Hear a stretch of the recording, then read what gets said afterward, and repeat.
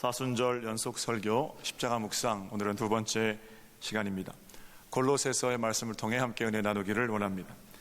오늘 설교 제목이 십자가의 승리인데요, 진정한 승리가 무엇인지 오늘 한번 생각해 보므로 우리 가운데 승리자의 날을 사는 복된 기쁨이 있기를 간절히 소망합니다. 서성환 목사님이라는 분이 계신데, 그분이 1989년도에 독일로 유학을 갑니다. 선교사로 파송받아서 가게 되는데요, 그곳에서 아마 교회가 좀 어려움을 겪었던 모양이에요. 그래서 그 어려움을 겪을 때 이 목사님이 지은 시가 있습니다. 승리라는 제목의 시인데, 화면을 좀 띄워주세요. 제가 신앙송을 좀 해보겠습니다. 네, 가사가 그 시어들이 굉장히 좋습니다. 승리가 무엇인지 아느냐, 더 좋고 편한 가능성의 유혹, 저련히 잘라버리고 주만을 따르는 것이 바로 승리이니라.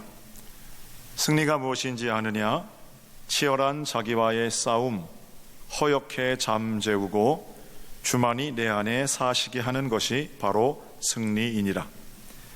승리가 무엇인지 아느냐, 하고 싶은 말, 많고 많은 말 힘겹게 억누르고 주께서만 말씀하게 하는 것이 바로 승리이니라.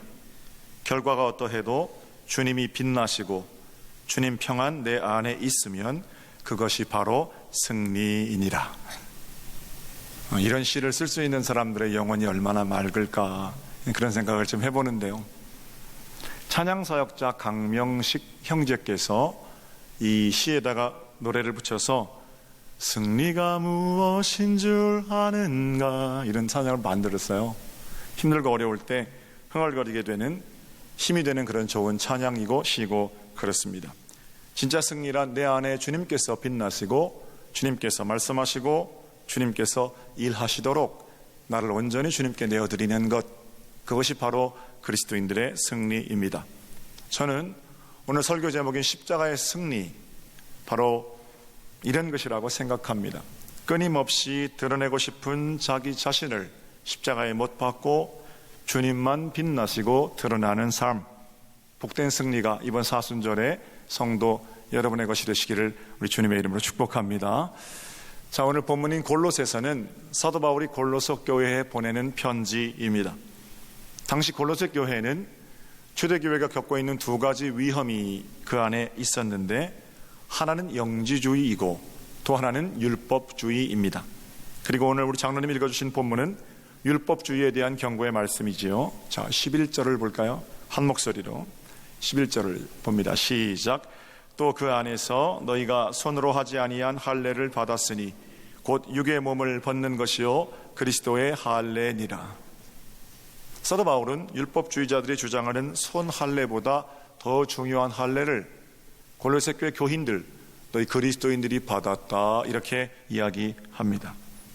다른 편지에서는 그리스도의 할례라는 단어를 마음의 할례, 이렇게도 표현하고 있습니다. 가죽을 벗겨서 표시를 내는 그런 할례가 아니라 신명기에 기록되어 있는 마음의 할례이기도 합니다. 여러분, 할례는 유대인들에게는 소중한 표시임에 분명합니다. 그러나 우리가 늘 물어야 하는 것은 할례를 통해 변화된 새로운 삶, 변화된 마음, 바로 이 지점이 할례가 이야기하고 있는 또는 드러내어야 하는 지점입니다. 명과 실이 부합한 것을 명실상부라고 합니다. 사람이 언제 행복감을 누리고 언제 존재의 가치를 느끼게 되느냐, 바로 명과 실이 상부한, 명실상부할 때 가치를 느끼게 되지요. 여러분과 저는 그리스도인이라는 이름, 명을 가지고 있습니다. 그리고 이 영광스러운 그리스도인이라는 이름은 우리가 누리는 거듭난 삶이 동반되어질 때 비로소 복된 이름이 됩니다. 그리스도인이라는 이름은 있으나 내용이 없으면 공허하지요. 물론 여러분, 때로는 직책, 이름, 이런 것들이 내용을 만들기도 합니다. 그러나 대부분은 내용이 이름을 만듭니다. 실이 명을 규정한다라는 겁니다. 명과 실이 상부하려면 이름에 걸맞는 내용을 갖추는 것이 훨씬 더 우선적인 겁니다. 하나님 나라는 내용도 없는데 선포됨으로 이루어지는 나라가 아니고 우리의 내면이 과연 누구의 다스리심을 받는가 하는 질문으로부터 시작됩니다. 예수님이라면 지금 어떻게 하셨을까? 이 질문이 우리의 시를 비로소 그리스도로 채우는 질문이 됩니다. 더 중요한 것이 있다라는 거예요. 그리스도인이라는 이름보다 더 중요한 그리스도인이라는 내용, 삶, 감동, 이런 게 훨씬 더 중요합니다. 그러나 율법주의자들은 할례 이면보다 할례 표면을 더 중요하게 여깁니다. 그들에게는 손할례가 중요합니다. 손할례가 중요한 자들에게는 사람이 아니라 일이 중요한 것이 됩니다. 겉모습은 그런 대로 봐줄만 한 거지요. 그러나 내용을 준비하지 않으면 그건 언제나 헛바람에 불과합니다. 이런 생각을 좀 해볼까요?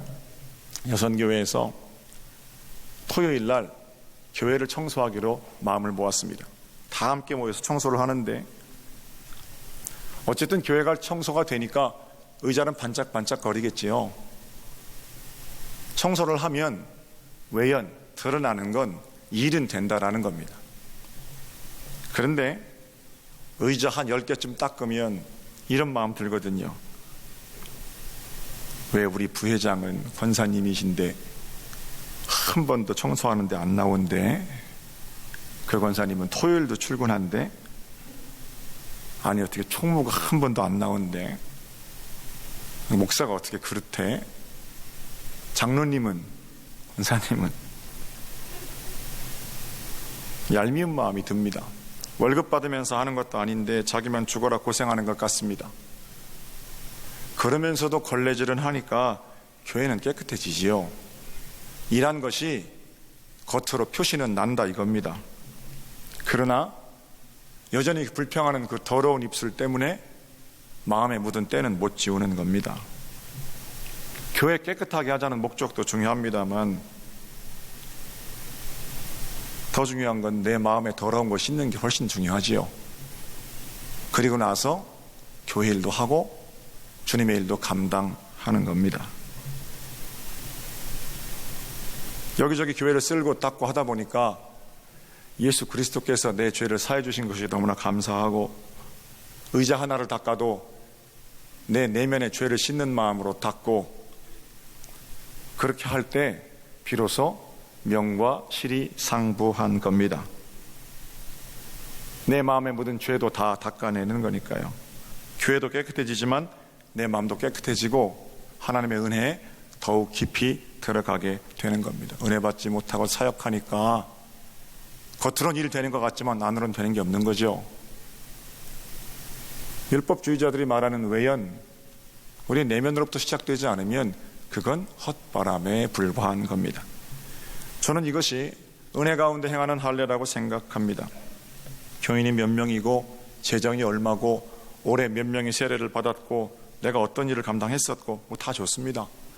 그러나 번듯한 사역들을 통해서 과연 내 내면이 지금 이 순간에 하나님께 감사하고 있는가? 하나님께서 내게 베풀어 주신 은혜에 대한 감격이 있는가? 내가 그 일을 통해 그 사역을 통해 더욱 주님과 가까이 거하게 되었는가? 이것이 그리스도의 할례, 마음의 할례를 받은 자들의 모습입니다. 올 한 해 사랑하는 성도 여러분, 율법주의자들처럼 드러난 할례에 집착하는 그런 자들이 아니라 우리 마음의 할례에 집중해서 그리스도의 평화를 이루며 사는 복이 여러분들의 것이 되시기를 주님의 이름으로 축복합니다. 자, 12절은 그렇게 마음으로부터 새로워진 자들이 받는 할례, 조금 더 구체적인 설명이 들어있어요. 너희가 세례로 그리스도와 함께 장사되고 또 죽은 자들 가운데 그를 일으키신 하나님의 역사를 믿음으로 말미암아 그 안에서 함께 일으키심을 받았느니라. 마음의 할례는 어떤 것이냐? 우리의 죄를 십자가에 못 박고 그리스도와 함께 이미 거듭난 자로 살아가는 구체적인 십자가의 능력이라는 겁니다. 여러분과 저는 이미 옛사람이 그리스도와 함께 십자가에 장사되었습니다. 어느 유명한 목사님이 잘 쓰시는 표현에 의하면 나는 죽고 이제 예수로 사는 삶을 사는 겁니다. 죽음 가운데 일어나신 예수 그리스도와 함께 일으키심을 받았다는 겁니다. 이미 거듭난 자들입니다. 더 이상 죄와 죽음의 권세 아래 있는 것이 아니지요. 영생을 눈 딱 감고 참고 살다가 숨이 떨어지는 순간부터 누리는 게 아니라 지금부터 영생을 누리는 두 번째 인생, 바로 저와 여러분에게 예수께서 허락하신 선물입니다. 요즘 제가 신방을 하는데요, 신방대원들이 한 10분 가까이 나오시거든요. 근데 그분들의 면면을 가만히 들여다보면 다들 사연이 있는 분들이세요. 가끔요 아주 깜짝 놀라는 8분이 함께 신방을 하는데 8분이 전부 암수술 받으신 분들인 경우도 있어요. 뭐 죽을 고비를 넘겼다든지 큰 슬픔을 이겨냈다든지 뭐 이야기를 한번 하기 시작하면 그분들이 받았던 상처 극복하게 하신 이야기, 밤이 새도록 이야기해도 끝이 나지 않을 것 같은 그런 분들이 신방대원으로 참여하실 때가 있습니다. 공통된 고백이 있어요. 목사님, 저 예수님 아니었으면 벌써 저 세상 사람이에요. 이게 그분들의 공통된 고백입니다. 그렇다면 암병에 걸렸다가 일어나고 죽을 병에 걸렸다가 살아나고 중환자실에서 다시 돌아오고 이런 아주 극적인 사연들을 가지고 계신 분들만 두 번째 인생을 사는 거냐? 그렇지 않죠. 저도 여러분도 죄 때문에 벌써 죽었어야 할 우리들을 주님께서 십자가 보혈로 일으켜 주셨고 살려주신 그런 두 번째 인생을 사는 거죠. 이거 분명해야 신앙생활에 기쁨이 있어요. 예수께서 십자가로 피로 사신 두 번째 인생이라는 이 고백이 좀 확실해야 내가 지금 하는 헌신도 봉사도 다 의미가 있다라는 겁니다. 좀 더 설명해 볼까요? 13절, 14절입니다. 또 범죄와 육체의 무할례로 죽었던 너희를 하나님이 그와 함께 살리시고 우리의 모든 죄를 사하시고 우리를 거스르고 불리하게 하는 법조문으로 쓴 증서를 지우시고 제하여 버리사 십자가에 못 박으셨다. 율법의 법조문은 죄를 지으면 반드시 죽는다는 겁니다. 죄와 사망의 권세 아래에서 아무도 벗어날 자가 없다라는 겁니다. 이렇듯 법조문은 우리에게 아주 강력한 권세를 가지고 있는 겁니다. 그런데 여러분과 제가 태어나면서부터 받은 율법의 법조문이 있는데 모든 사람이 죄 때문에 죽는다는 겁니다. 하루만큼 산 건 하루만큼 죽었다는 거고 거기서 벗어날 사람은 아무도 없잖아요.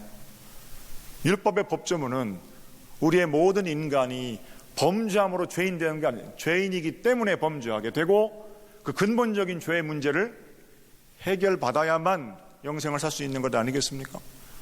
율법의 법조문은 이렇게 우리로 하여금 그분이 어떤 삶을 살든지 간에 아무리 고고하고 선명하고 위대한 가치를 살아도 죽는다는 거예요. 죄로 인해 죽을 수밖에 없는 치명적인 율법의 법조문을 주님께서 어떻게 하셨다고 그래요? 제하여 버리고 찢어버리셨다, 이렇게 말씀하는 겁니다. 예수 그리스도 십자가 위에서 치러주신 우리의 죄값 때문입니다. 제가 좀 편한 성경으로 읽어드릴게요. 하나님께서는 우리에게 불리한 조문들이 들어있는 빈 문서를 지워버리시고 그것을 십자가에 못 박으셔서 우리 가운데에서 제거해 버리셨습니다. 빈 문서를 찢어버리셨습니다. 십자가의 승리는 우리의 죄가 용서받았다는 거예요. 15절을 볼까요? 15절. 통치자들과 권세들을 무력화하여 드러내어 구경거리로 삼으시고 십자가로 그들을 이기셨느니라. 할렐루야. 한번 따라해 보세요. 십자가로 그들을 이기셨느니라. 십자가는 죄와 죽음에 대한 승리입니다. 여전히 우리를 올가매고 있는 죄책감, 우리를 통제하려는 죄의 권세에 대한 승리입니다. 주님은 십자가의 자신을 내어주심으로 우리의 죄를 온전히 사해 주셨습니다. 십자가의 승리는 그런 차원에서는 용서입니다. 죽었어야 할 저와 여러분이 용서받은 거죠. 한 가지 사실이 남아요. 우리가 죽어야 하는데 대신 죽어주심으로 우리의 죄가 용서받았으니 우리도 용서하며 살아야 된다는 거예요. 용서받았으니 내 마음대로 다시 죄짓고 삽시다, 이거 회개가 아니지요. 용서받았음이 내 마음 가운데 고백되면 힘들고 어려워도 보복하며 살지 말고 용서하며 살라라는 겁니다. 참 이 말씀 지키기가 쉽지 않아요. 힘들고 어려울 때마다 나를 힘들게 하는 사람들을 용서하기가 참 어려운데, 그때 우리 기억해야 할 것은 그 사람들 보면 화가 더 나지요. 예수 십자가를 바라보아야 합니다. 내가 얼마나 흉악한 죄를 저지른 자이고 그 죄가 십자가 위에서 어떻게 용서받았는지를 기억하면 미워하지 않는 것으로부터 시작할 수 있습니다. 사순절은 내 죄가 용서받았음을 기억하고 그 희생 가운데로 우리도 들어가고, 우리 또한 십자가를 묵상함으로 어떻게 용서할 수 있을까를 고민해내는 절기, 이것이 바로 사순절입니다. 빈 문서를 찢어주셨다면 우리에게 빚진 자들 있잖아요. 그 문서도 찢어버려야 하는 거죠. 이게 거듭난 자의 삶의 모습입니다. 십자가의 승리는 바로 용서입니다. 돌아가신 백문영 감독님이 99년도에 저 주례해 주신 목사님이시거든요. 98년도에 제가 목회 시작했는데 준회원 교육을 가니까 이 백문영 목사님, 그 당시에 감독님이셨던 것 같아요. 감독님이 준회원들을 앞에 놓고 목회는 이렇게 하는 거다, 이렇게 말씀하시면 좋을 텐데 내가 목회를 한 30년 40년 해보니까 이런 어려움이 있더구나, 이렇게 하시면 좋을 텐데, 그날 오셔가지고 1시간 반 2시간 동안 빨갱이들을 때려잡아야 된다, 그 말씀을 하시는 거예요. 그래서 저는 평소에 굉장히 존경하는 저희 아버지 목사님의 선배 목사님이시기도 하고, 그래서 우리 목사님 은혜로운 말씀 참 잘하시거든요. 근데 그 은혜로운 목사님 말씀을 들으려고 왔는데 왜 방공교육을 여기서 받고 있나, 저도 공산당이 싫습니다. 그런데 하도 빨갱이 때려잡자고 하니까 이제 반감이 좀 들더라고요. 준회원 교육, 영성 교육인데 영성 교육하는 거하고 빨갱이 때려잡는 거하고 무슨 상관입니까? 그래서 마음이 좀 무거웠는데 몇 년 뒤에 우리 교회 부흥회를 오셨어요. 그리고는 둘째 날 저녁에 본인의 어린 시절 얘기를 이제 하는 겁니다. 북한에 사실 때 백문영 감독님의 아버지는 지금 돌아가셨어요. 백 감독님은. 아버지는 아주 양심적인, 그리고 존경받는 그 마을의 지주셨다고 그래요.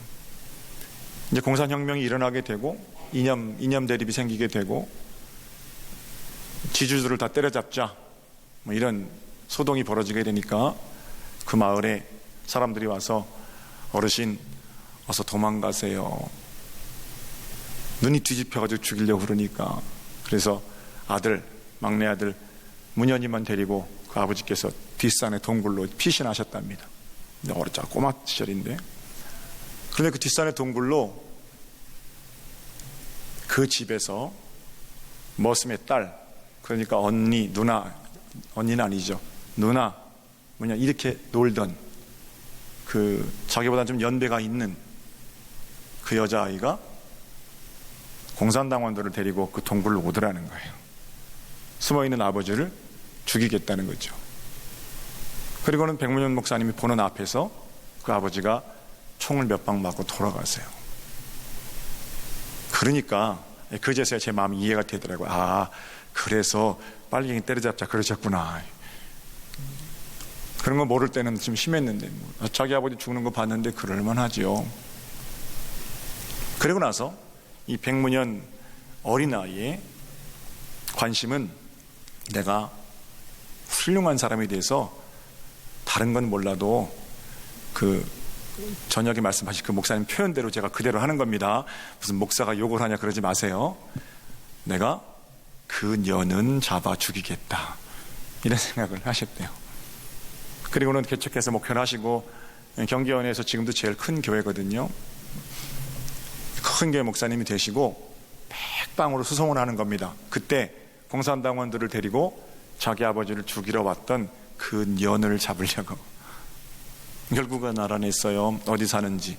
저 남쪽에 병들어서 혼자 너무 비참하게 살아가는 모습. 결과가 좋을 리가 있겠습니까? 그리고 찾아가는 겁니다. 왜 찾아가는 거예요? 죽이겠다고 했으니까 죽이려고 가는 겁니다. 아버지의 원수를 드디어 갚는 날인 거죠.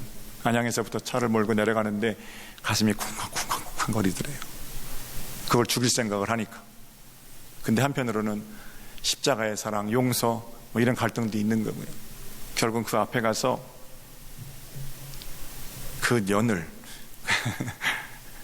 그 여자를 죽이려고 하는데 하나님께서 십자가의 사랑도 보여주시고 용서하라 이런 마음도 주셨다.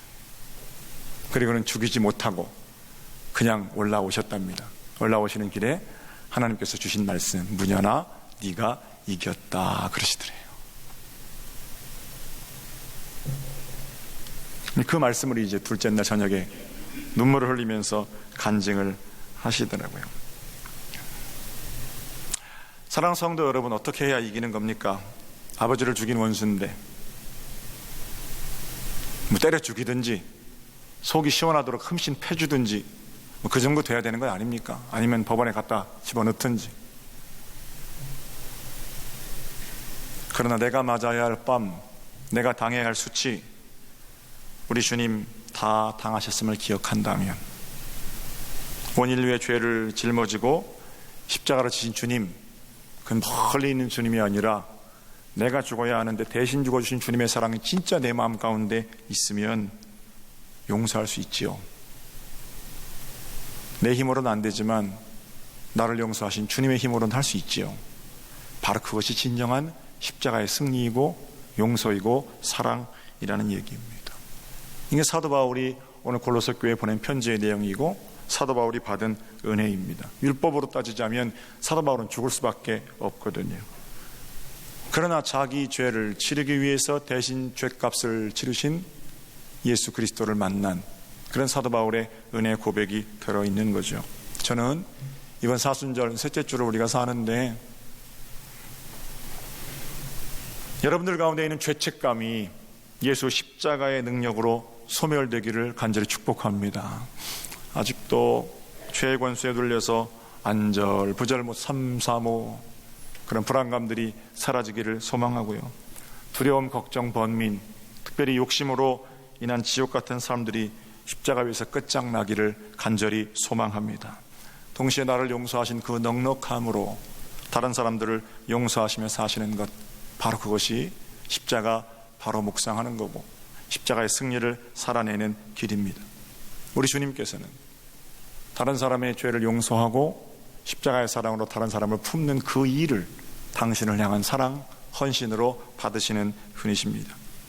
우리가 우리에게 죄 지은 자를 용서한 것 같이 우리의 죄를 용서해 주세요 라는 기도가 부끄럽지 않도록 날마다 용서하며 천국을 이루고 사는 복된 삶이 여러분들의 것이 되시기를 우리 주님의 이름으로 축복합니다. 이번 사순절에 각종 빈 문서들이 찢어지는 소리가 좀 났으면 좋겠어요. 하나님께 주신 자유함으로 평강을 누리는 은혜의 세월 바로 여러분들의 것입니다.